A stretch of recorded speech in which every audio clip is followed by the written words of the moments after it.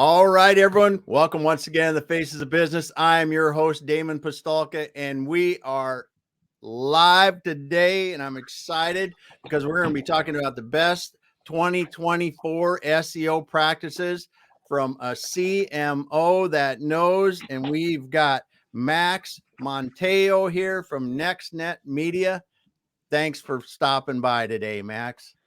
Hey, Damon, thank you for having me today. Really happy to join the Faces of Business. And here we are to talk about digital marketing, SEO, live, you name it. Yeah, good stuff, man. Well, Max, we always like to start out by getting an idea of how you got into doing what you're doing today to really put some meat behind what you're doing and how you're helping people today. So can you start there with us today? Yeah, I started in 2002 writing content when I was still at college. And I wrote all content from a digital magazine, like I was just talking about soccer and sports. My dream at that time was to be like a journalist and Yeah. a soccer journalist. That was my dream. But then with the time, and I start seeing like a potential, like I fall in love with marketing, with technology. Then I went and live abroad. I was born and raised in Colombia, but I always wanted to live in different countries. So I lived a couple of years in the UK. And when I came back to my home country again, I was like, you know what? I like marketing. I want to join marketing. I want to do marketing. And I started working in an advertising agency that belonged to a group called Low, which is like a very famous digital and traditional advertising agency. And no, they didn't have anybody to run the analytics department. So I Oh, was reading a book at the time about Google Analytics back in 2007, 2008. And then I was like, maybe I can be the person. So I switched from content to data. It's called data at that point, very early ages. And then I started also doing the Google AdWords for different clients. So I had to go and pitch to those clients the need of being in digital marketing and the reason why they have to spend or allocate 2% or 5% of their budget into advertising, into digital marketing advertising. Back in, for those who are maybe less than 30 years old, 10, 16 years ago, everyone was spending money on TV, on yeah. newspapers, not at Yeah. home. And they were like, why are we switching from TV that I have a national reach for something called internet? Why do we need to do it on internet? So I was one of those few people who were pitching to clients the reason why digital marketing was an important thing back in the days. So fast forward 20 years from the almost 20 years after that experience, I'm here in the States. I've been living in the US for the last 13 years, and now I'm the CMO here at Nextnet Media, a company that pretty much is the powerhouse business of different, more than 200,000 business success stories, combining digital marketing, SEO, link building, marketplaces, and we have pretty much clients all over the world, the US, Australia, the UK, Canada, Europe, and we have a 24/7 operation as well. So that's how I'm very fortunate to be part of this group, and here we are just trying to grow this company. Yes. Yes. So I've got to go back. I've got to go back in your history, and I go on tangents once in a while. I'll just warn you. So, is it weird to think that you were selling AdWords when people were trying to get convinced to go from TV to AdWords? And now it's probably flipped a bit, and people don't think about advertising on TV nearly as much as they do digital advertising. That's correct, and it's really like now that you connect the dots that way, it's really funny. I Yeah. remember talking to clients and explaining to them that we could measure the conversion rate or we could measure different objectives on their digital platforms by combining different advertising vehicles, and they couldn't believe it. They were like, no, this is just like oil. Maybe there's a way for us to do it different. I have a big reach. So that one was a very important part of my professional career. But now, this year, I mean, in 2024, still tough to get clients to understand that digital marketing is not only Google and Facebook, that digital marketing has more like an omni-channel approach. And I Mhm. think we're still struggling a little bit with different clients to understand that it's not only the magic bullet, it's just more creating consistency like a marathon. And sometimes they're just expecting to have just one magic bullet like this to start increasing their numbers. So yeah, it's the same problem. And I think pretty much what we've been trying to do for 20 years as an industry is just get the user attention. And before, when we were doing TV 20 years ago, we'll have advertisings for like TV ads for like 30 seconds, a minute. Right now, sometimes Meta or those platforms, they tell us that the best video for you to create in a platform is 5 seconds. And you're like, why? If you spend 2 hours with a YouTuber every day. But sometimes the concept of quality, quantity, attention, it's still the same problem that we were facing 20 years ago. So yeah, here we are, but now we have more metrics. Maybe that's a little bit more confusing at some moment, but I think it's been really an interesting journey for not only as a professional in this marketing industry, but also for the brands I have the privilege to work with in the past. I think it's amazing to see that switch and that flip from 80% towards TV and traditional advertising towards the opposite, 80% towards digital, 20% only in advertising. However, there are other industries that are still spending a lot on TV, and that's not going to change. But I think that's pretty amazing as well. Yeah, yeah. Oh, we'll get back into that because I've been personally been talking with some people that are divided between television and digital, and I think there's some real advantages to both, and it depends upon where you're at, but it's and I mean in size and relevance and all there's a lot of things that play into it. But let's get back to what we're talking about SEO today, because this is something that I think is rapidly changing. When you look at, just go and do a Google search now, you have, what is it, Gemini, that comes up with the results for you on Google, and really kind of does a lot of pulling things together and answering questions, because we've gone from a simple list of articles that might be relevant just a few years ago, to or if you go back a little further, we didn't even have advertisers, because really it was just relevant articles all up and down the page, and then we got a few advertisers, and then we got a few more advertisers. But now you look at Google has changed so much the way that the search even works, that has to have translated into a lot of changes that website owners and developers and marketers really need to think about in their whole SEO strategy. Well, Gemini, and we call it the search generative experience, it's something that's being rolled out right now worldwide. Here in the States, we had the possibility of playing with it for the last almost a year, I would say. I just came back from the UK, that I was attending to different conferences, and they were just starting to see SGE deploying on their search results. So at this point, I'm not sure if everyone is familiar with that part or outside the States. But there are a couple of things for you to understand. Not everybody here in the States is getting the SGE results. Only, what I will say, 2 out of 10 searches, they're getting the generate button when you search for something. And I think only 1 out of 10 searches is getting the whole result expanded with AI. So still, Google still trying to figure out what's the best way to do it. But I think from what I've seen in the last couple of years, there are a couple of interesting insights. The first one is something that we call zero-click search, which is you search for different keywords. For example, you search what's the weather in Seattle. Easily, you just get the answer in front of you. Or you can say, how old is your favorite singer? What's the new Taylor Swift album? Most of those searches, you're getting the answer in front of you, so you don't have to click to go to a website. Now, the second part is Google is making you now search for more words, using more keywords. It's really funny. Back in 20 years ago, we were telling our clients, well, you need to go for your branded terms or from some specific long tail keywords. Now, Google is trying to make you search more words into your experience. For example, let me give you a couple of ideas. You can search for cheap flight tickets.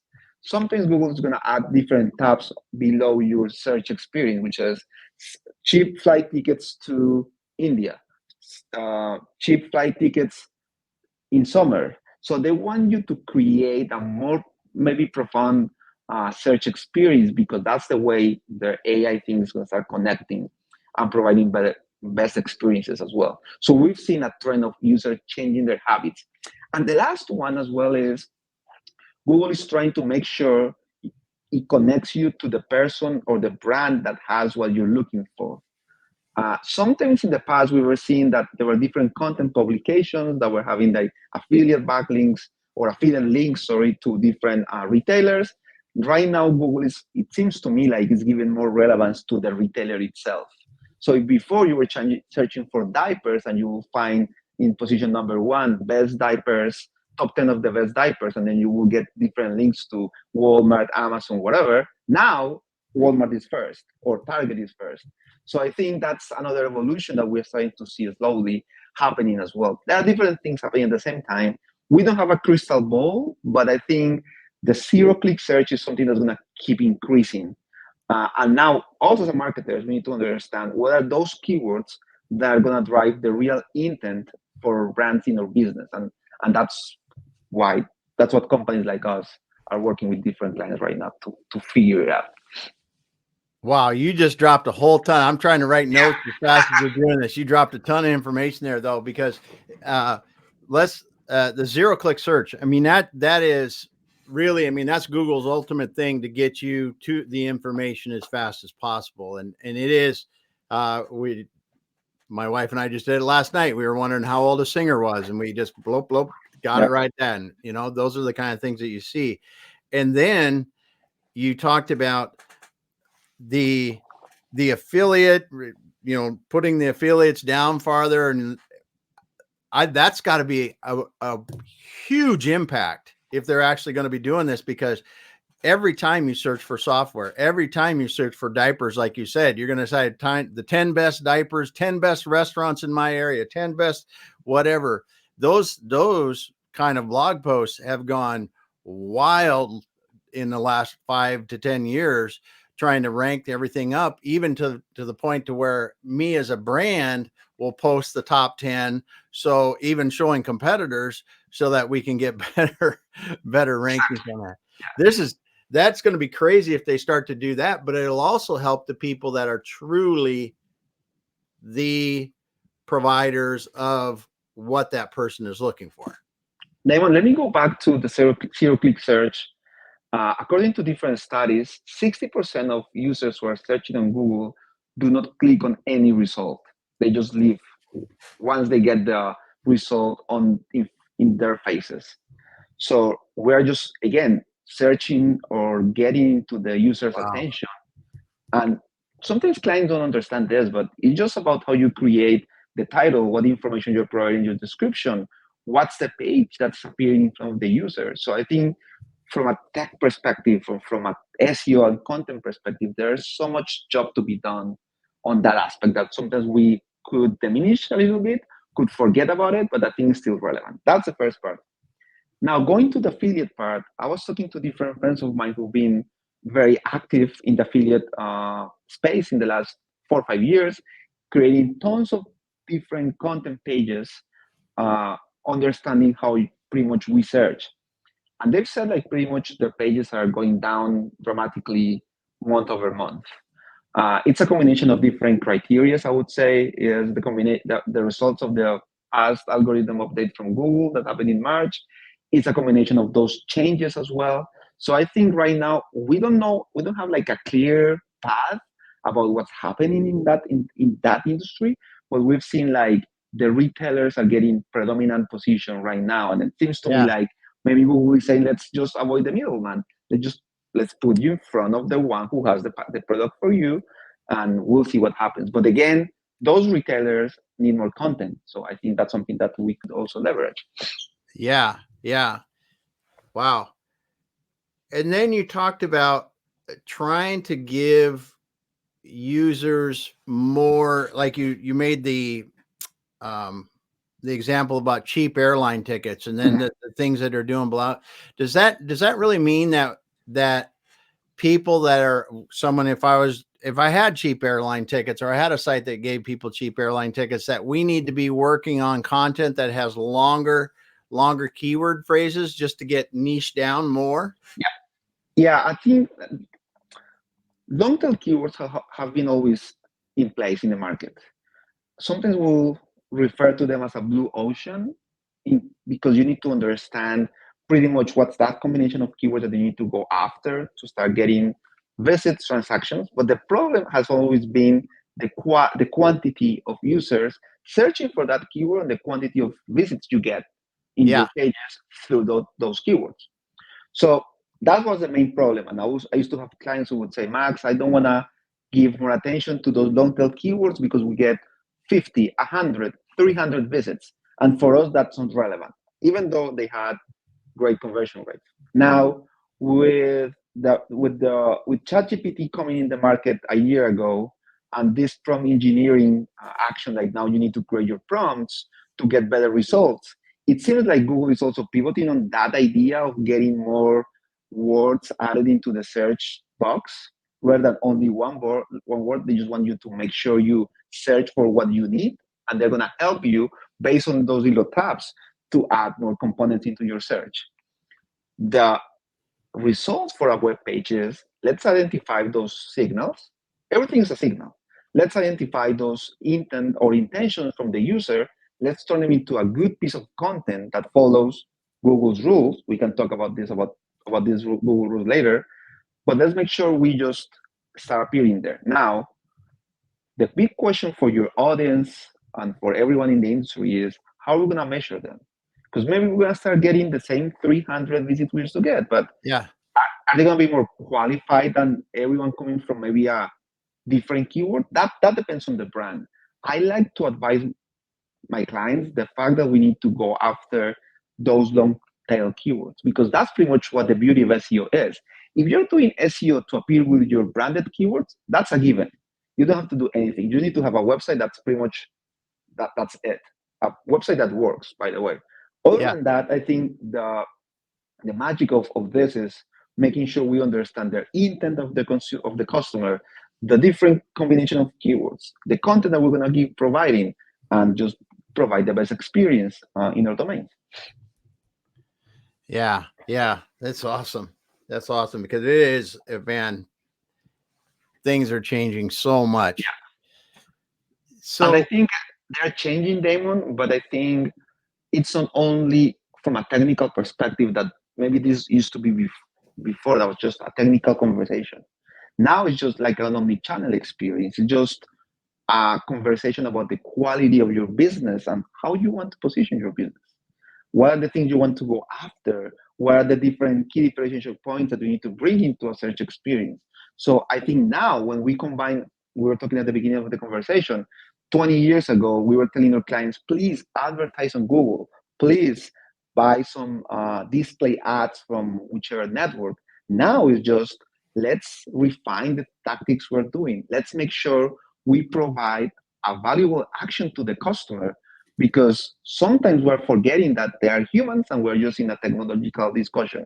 So I think that's the benefit of marketing in this year. And the last thing I would say on that one is if your website is not achieving 50 or 60% of traffic coming from organic efforts, that's a red flag that you need to be really looking into your tactics because you can't depend on paid ads.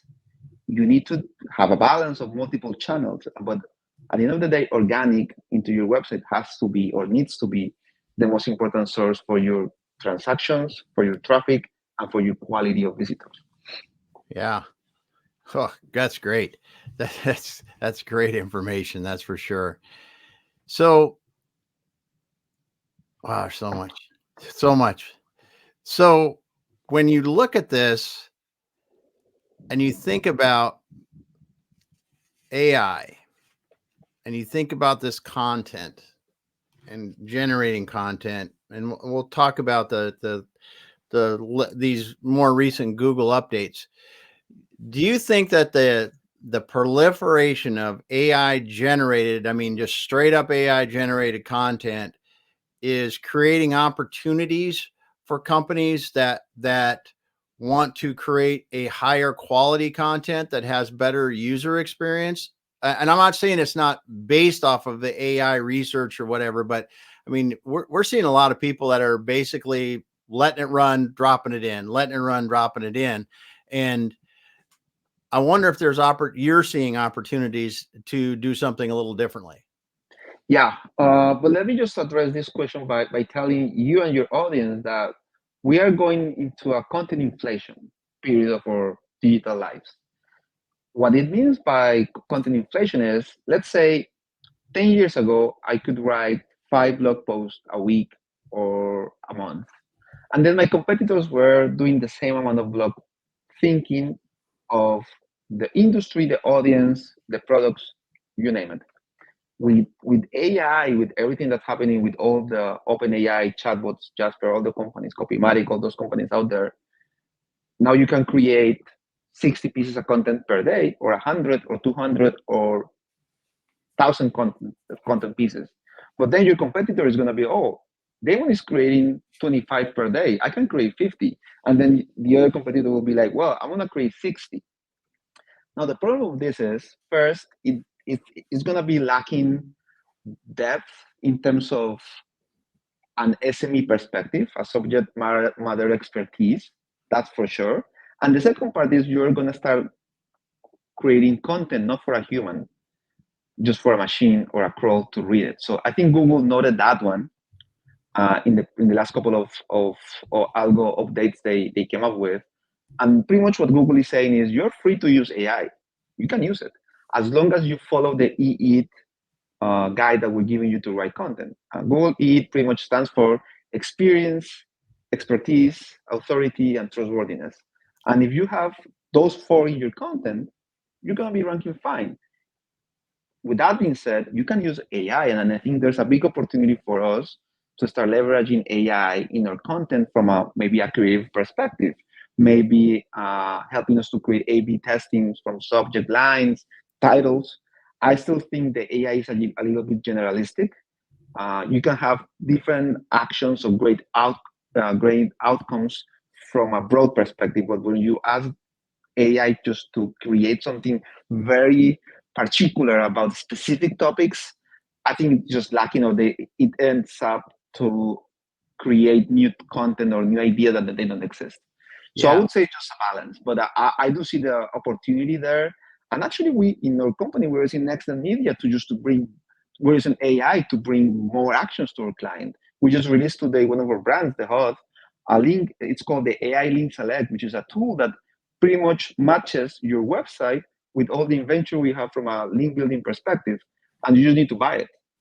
Based on AI, it gives you relevance, it gives you precision, and we just connect the publishers with the brands, which is great. But Wow. again, I think that's something that's going to be evolving. But for those who are listening out there today, just keep a balance. You can go gung ho on AI for sure, but be careful. You need just to remember you're writing for a human, someone who is looking for a problem to be solved in your brand, not someone who's going to read 2 million articles per week, because that's going to happen. Yeah. Yeah. It's a great point. Create the content for humans that they'll enjoy and use. Yeah. Good. Good. Good. So the other thing that is, and I think you've answered this a lot of this, but how do you think that AI is really helping marketers to become better? I think it's helping us a lot. It's helping us to get better in our time to make your go to market. Uh, the way I'm using AI with my team, it's like, let's say AI. If we sit in a meeting room and then we have 5 people of my team, AI is the sixth team member. And what I'm trying to do with them is just get us action inputs from a creative perspective about topics that we might not be sure how to approach them. Sometimes from a creative perspective, you used to have this syndrome of the empty page, which is you're in front of the computer with your Word document open and you're like, how do I approach this topic? How do I approach this thing? Now with AI can give us different ideas to start just warming up and create better things. From Yeah. a technical perspective, when it comes to creating landing pages, when it comes to creating different pages from a developers, I think it's going to it's giving us more to improve and increase the go-to-market speed, since we can do things faster. But again, it's not like today we're gonna get rid of everyone, and then we are gonna use only AI. I don't think that's the case. The case is just to use it with a balance, making sure you understand the value of the technology, but also you are the one who's fact checking everything. There's a human that's making sure that we know how to use it. We can't forget that. If we let it go by itself, I don't know how it's gonna look like, but I'm sure in the future we're gonna see a bigger evolution on AI in the next 10, 20, 50 years. So, but that's I think too early to call, but I'm happy to use it. I like using it, but Yeah. I'm not relying on 100%. Yeah. Yeah. Well, that's great. And I think you're right there too, that so many people are talking about how AI is just making us better. And like your example of that open page, I can't tell you how many times I know there's a talk about that open page, not having those ideas and being able to get some prompts to get things started it's a huge time saver. That's for sure. Yeah, Now, the other thing, you've worked in data, you understand data very well. How do you think, we see a lot of tools, and even Google's playing with some tools in the Google AdWords space with AI and helping us to understand what's happening with the data better. What are you seeing in that? How is it helping you guys be better in understanding what the data is telling you? I think like all different companies that are leveraging data are also using AI to provide a better experience for the brands. For example, we work with Salesforce. Salesforce launched a couple of months ago, almost like 6, 7 months ago, an AI product called Einstein. And it's pretty much based on providing you recommendations based on the numbers they've seen, providing you guidance, or also forecasting, and helping you to come up with better, not analysis, but at least showing you the different correlations. Now, when you go to GA4, I have to say, Google Analytics 4 for me, it's been a little bit of chaos. It's not as simple as it used to be, as I Yeah. used to be before. But one of the things that I've noticed a couple of weeks ago is now they say, for example, I saw it earlier today, from the insights coming from AI, they say, oh, we are forecasting a spike of your traffic that's going to be happening between the next 3, 4 days because your behavior from your ad spend has changed, and so we predict it's gonna increase X 20%. So those things are nice to have. It also provides insights, but I think when it comes to the analysis of the data to make decisions, you can make better tables, graphs, forecasting with AI, but you need to have somebody behind to say, okay, this is where we're gonna go. This is the reason why. This is how we connect the dots. But I'm very happy to see all brands making a huge effort towards bringing an AI product of what they do. I've seen it with Tableau, with Salesforce, with Google, with YouTube, you name it. Everyone is adding an AI component to make our lives easier, and maybe just to rely more on AI on a, let's say, operative perspective, whereas we can have the creative one just to spend more time on creative, because at the end of the day, creativity is what drives this business in a better way. Yeah. Yeah. I just want to say hey to a few people. We got Curtis Thompson here. Tompkins, great friend of mine, long term. He's the person I know that's using AI in his business. Thanks for being here today, Curtis. And then George stops by and says, your new release sounds like a great AI tool. That's for sure. That is going to be very interesting, because I'm going to check that out later as well. So as you're moving forward, what are some of the things that are really exciting you about what you're seeing developing with the whole ecosphere around generating more organic traffic? What are some of the things you're going, wow, there's going to be a real opportunity in this, or just things that are getting you excited for it? So there are a couple of things that are getting me very excited. The first one is, this is something that's been happening for a long time, but I think in 2024 is getting more exposure, and it's something we call keyword vectorization. This is pretty much from a keyword perspective. You can have multiple ways of using that keyword, and you can turn that into a content calendar, into a content strategy. This is called keyword vectorization, and that's the best way for everyone out there to start understanding how to produce better content. So that's something that's been driving me very like with the high hopes of increasing quality from an authority perspective. I think that if you want to get out, if you want to be the authority in your niche, in your industry, in your category, you need to start understanding all those keywords that are coming to your website and how do you get the most of the keywords. That's the first part. The second part that's also driving me with the high hopes right now is what we call local SEO. It's been for a long time as well, but if you have a franchise, if you have a company that has more than 2, 3, 4 locations, right now you can do MapPack on Google, on Apple Maps as well, Yelp. So there are like different brands that are also getting into that part of the spectrum from a local perspective. Apple is the most recent one. You know, here in the States, most of us, it's a combination between Google Maps or Apple Maps. So I think that's something that could be a game changer for those businesses, especially since you can connect with your clients, providing reviews, pictures, images, you name it. And the last one, which is the more futuristic one, is everything about the intent of the keywords. As you may know, when you have the purchase funnel, uh, you can search for zero-click searches like the birthday of your favorite singer or the release date of Taylor Swift album, of the population of Cambodia. But when it comes to your brand, your business, I think right now there are more tools that are helping you to identify the intent of the keyword, just to make sure what's the keyword that's going to pull the trigger on users to make a purchase or to convert the KPI you want. I think that's something that's going to be evolving as we speak. And the last one, just to close on that one, how to rank your websites on OpenAI, on ChatGPT. I think that combination there of, let's say tomorrow you go on ChatGPT and you have a prompt about recipes, how to create a recipe for 5 kids who are vegetarian and they only eat, I don't know, this kind of food in this part of the world. You're going to start messing with brands. So we need to understand how we get the brands to be in front of the customer when they go on different searches. So I think that's going to be like a little bit of challenges, but really looking forward to understanding how to do it. Yeah. Wow. The intent, the keyword intent. I mean, that's powerful when we start to get into that, to be able to really understand what that is and then try to, yeah.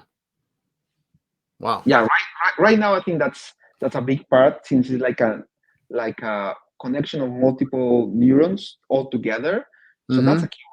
And when you have a big brain, you start analyzing and understanding different lines of keywords that are pretty much part of the same family. And I think that's a big game changer because we're gonna be able to test and learn easier uh, if you follow the algorithm update, you don't repurpose your domains, if you create content that's good for the human, good for Google, good for the AI, good for everybody. So I think if you play that way, you'll be fine. Yeah. Huh. So the old tried and true SEO tactics of creating content, that's not dead. No, uh, we have an internal joke in the team because we say like every day someone says that SEO is dead, Facebook is dead, Instagram is dead, Bitcoin is dead. Like that's like a combination of everything that's happening every other month. But when I look at my clients' websites, their analytics, I look at the industry. I came from Brighton SEO last week, and again, like there was huge SEO advocates learning how to get their job better, and you could see like there were like 6, 7 different companies offering link building or offering content or offering AI technologies to map those keywords to create your topical authority strategy. That's when you start understanding and you say, okay, this business is evolving, but it's far from being dead. I think it's just evolving to a point that we're gonna be having different challenges, but as long as we think about the customer, the user, and we provide value, we're gonna be fine. But sometimes we forget about that and we just start creating things in an automated pilot that don't drive any value to the user. Yeah. Yeah. That's Yeah, that's good. That's good. It's good to know. Good to know because there's a lot of people that have invested an awful lot in truly developing their authority, right? And Exactly. trying to get good content that really helps her, and to know that that's still relevant is really nice. So you mentioned on it a little bit about Google, the algorithm, that seems like they're changing it more often now. It seems like the changes are a lot more drastic. Some people, they're flying high, hit the Google algorithm change, and they're not anymore. What are you guys seeing with the latest updates? So there was a big update in the first weeks of March, pretty much the first week of March, and we saw different use cases of websites that were really hit by the changes. The first one is what we call repurposing domains. And let me explain to you what it means. Let's say you have your domain, thefacesofbusiness.com, and a year ago you were selling there, you were creating content for you about your personal brand.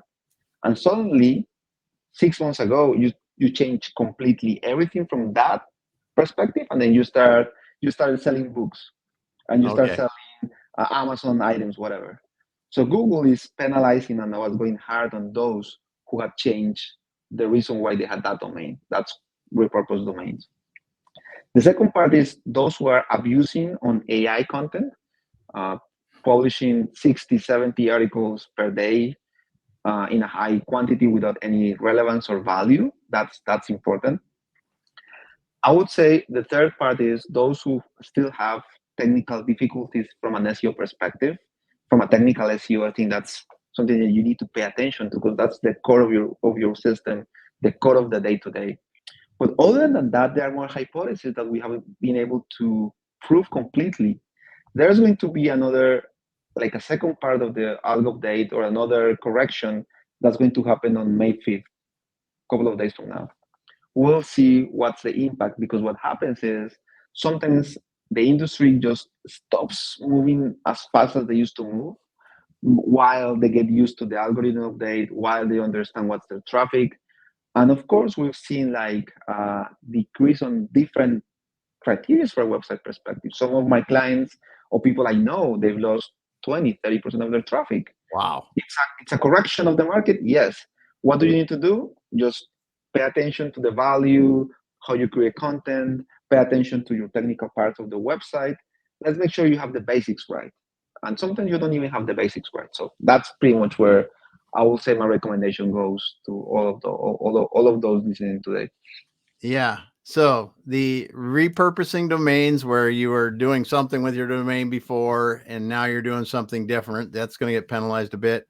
Abusing the AI content, which we talked about that earlier. Don't just be spitting it out there for make sure you're creating good content for humans. And then technical SEO problems. It sounds like it's more important than ever to make sure that you got your SEO, the technical part of your SEO working right. Exactly. And then just review the basics.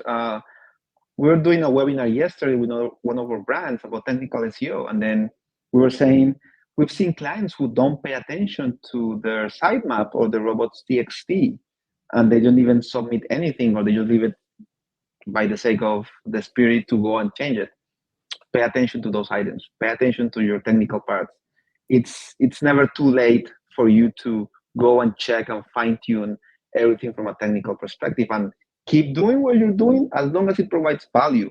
If you're doing backlinks, fantastic. Backlinks still a good signal. Just do it with a high authority partners like us, for example. Do not do it with PBNs on content farmers because that's not going to happen to work. That's going to affect you. So I Yeah. think everything you're doing, just go for the excellence and go for a highest quality of everything you're doing. If you play that way, you will be fine, in my opinion. Do high quality work and you'll be fine. Yeah, exactly. That's good stuff.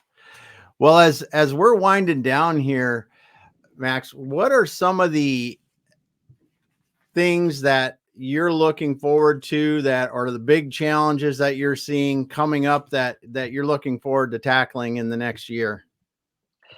Whew, that's a very good question, Damon. I would say I want to keep digging on personalization from the different signals that we can get in our website.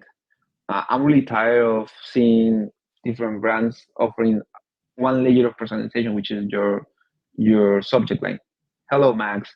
Hey, Damon. And that everyone believes that's everything about personalization. I just want to make sure we can create one-to-one meaningful conversations with every single prospect, client, past client, everyone who's been with us. That's the first thing. The second one is the content evolution. I still think content has a big room to grow. The third thing I'm really I'm going to get into the retail media because it's been a huge development in the industry for the last 4 or 5 years, but now it's getting mainstream. So retail media is something that's important, at least from a marketing profession, like from the profession. And the last thing we'll say data, collecting first party data, and collecting something I call the golden record, which is how do we make sure we get more information or we gather more information from each user every time they interact with us on the app, on the website, on our properties if we are a hotel or a CPG brand in at the supermarket. So just to make sure we provide a better experience. I believe marketing is providing better experiences or customized experiences to each client based on what I know about that person. And I think that's something we can keep doing and growing for sure. Yeah, again, I'm writing tons of notes because I really enjoy what you're saying here, that first party data to provide a better experience or to be able to provide a more meaningful one-on-one conversation when they hit your website is huge. I mean, because if that's a repeat person coming to your website and instead of saying hello Max or hello Damon, they say hello Damon, are you here to get more accessories for these blah, blah, blah Exactly. that you just bought? Because this is the coolest addition to that ever. I mean, that's the kind of stuff that will, I think could really make a huge difference. Yeah. And also there are things I want to unlearn. I want to start abusing of different uh, tactics to send multiple messages to the user at the same time. I think we just need to be leveraging the best channels. We need to unlearn different things that we had used in the past from a content perspective. I think this digital world is just, you need to learn, but at the same time unlearn. And that's the beauty of our profession, because I think it's evolving very fast, but we need to be able to provide value. As long as you provide value, I think you're gonna be able to have a better experience for your customers. Yeah, that is a good point on learning, because there are some of that, you get used to. We send an email, then a text, then a phone call, or whatever, these ways that people are communicating, or we always use text, or we always just some of these things that we've gotten used to, that's just the normal way of doing it. We have to rethink that and really, as you said, get more meaningful on a one-on-one basis, and know that you may like communication this way and I might like it that way, or Yeah. have those different desires as we know more about those people. Ah, so good. So good.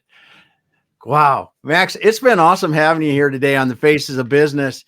If people want to talk to you guys at NextNet Media, or look at some of the products or some of the things you guys are doing, what's the best way for them to find you guys, find what's going on there?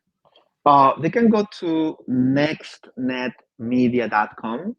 You're gonna find all the information about our company. You're gonna see the different brands we work with. We work with brands such as The Hot, HOTH, Authority Builders, and others. So feel free to visit us on nextnetmedia.com. If you want to talk to us, you can go on our LinkedIn profile, NextNet Media as well, or you can find my LinkedIn profile with my full name, Max Gomez Montejo, Gomez with a Z as in zebra. And I'll be more than happy to connect with you, talk about business, talk about digital marketing, and why not maybe go for a coffee one day. So, yeah, feel free to contact us. Awesome. Awesome. Well, thanks for being here today, Max. I really enjoyed the conversation. I want to thank George for being here, dropping a comment, Curtis and Maria. Thanks so much for being here. All of you that were listening but did not drop a comment and came in late, I noticed that we had more people coming in. Go back to the beginning, because Max dropped golden nugget after golden nugget here about SEO, the different things that he is seeing in marketing today that can really help you. We covered a lot of topics with AI generated content, and things like that. So go back to the beginning, start over again, and listen from there. Thanks so much for being here every day, everybody. And Max, thanks once again. Hang out for a moment. We'll finish up when we're offline.